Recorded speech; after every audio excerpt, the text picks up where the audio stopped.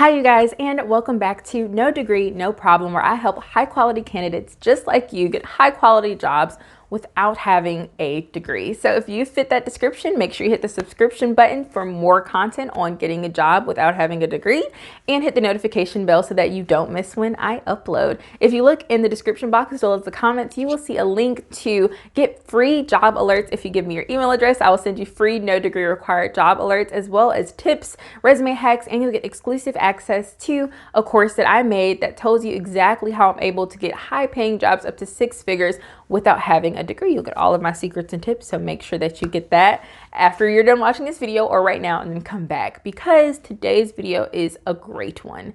Today, I'm going to tell you the number one question that you must ask at the end of any interview that you go to. And this is so important. And when I tell you guys, if I would have asked this, it would have saved me so much heartache from so many jobs that I've worked at, because I'd have actually been able to see the truth, which is what this question helps you do.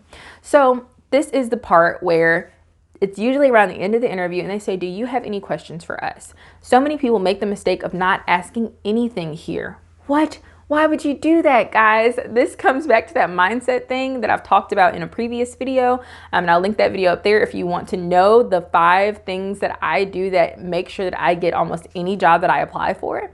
And one of the things that I mentioned in that video is that remember that interviews are two-way streets. It's not just you who's trying, or them who's trying to figure out if they want to hire you, but you're trying to figure out if this is a company that you want to work for. So the same thing, they're asking you questions and getting all this information out of you, you need to ask them questions to make sure that they're a right fit for you, because maybe they want you for the job, but maybe you don't want the job because of something with the company culture or the decisions that they make, things like that.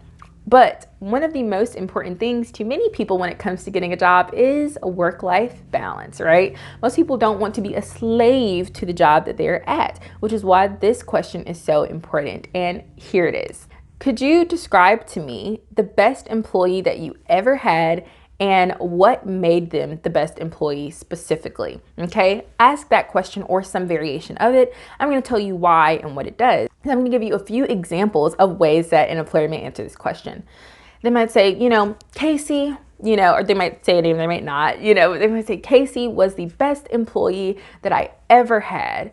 And that's because she always came early and she left late. And, there were times she didn't even take lunches because she was working and just always went above and beyond doing things that weren't even in her job description. She was awesome. She was a go-getter. She was driven and she would do anything to get to the top. Now, what did that tell you, right? That told you that in order to be considered a good employee in the eyes of this company, you need to be willing to sacrifice pretty much your entire life, your free time. They want you to work morning, day, noon, night to have complete schedule availability. You will probably have little to no work-life balance. Another thing that it can tell you aside from work-life balance is where they lie on scales of integrity. With sales jobs, I have a love-hate relationship with them because I think good, genuine sales companies can be a blessing to work at and have huge income potential. But unfortunately, many of them are clouded by people with low integrity and no moral standards, or low moral standards at that. And so if you ended up at a place like that, they may answer, oh, JJ, he was my favorite rep. He did what he needed to do to get it done, and he wasn't afraid to get his hands dirty. And those types of answers may indicate that they would be wanting you to do some things that you might not be comfortable with morally. I know the sales job that I worked at, they literally said, and I quote, "We're the bad guys and don't be afraid to get into your villain role." And I was like, I'm not the bad guy. And so if I would have asked that question, and that recruiter probably, because he was one of the main people who was in there, he came and spoke to the training class a few weeks after that. And basically he gave the advice of, if they say they have a dog, then you have a dog. If they say that they have kids, then you have kids.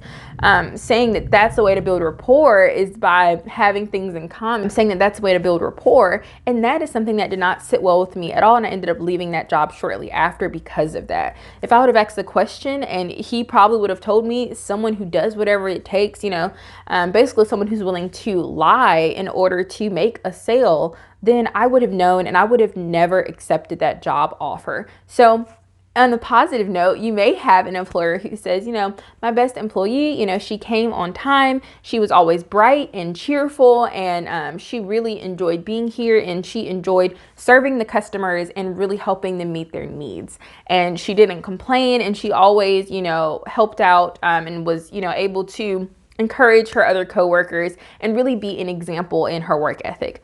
That is a healthy answer of what sounds like a great employee to me. And that is a model that I would not mind wanting to follow versus this person who's doing immoral and unethical things, or this person who expects their employees to be slaves to their job and work morning, noon, and night in order to please the company. So make sure that you ask that question at your interview. If there's a question that you know that has saved you heartache and turmoil and that you always ask at interviews, make sure you leave it below so that we all can see it, and I would love to talk to you in the comments. I'll see you in the next one. Bye.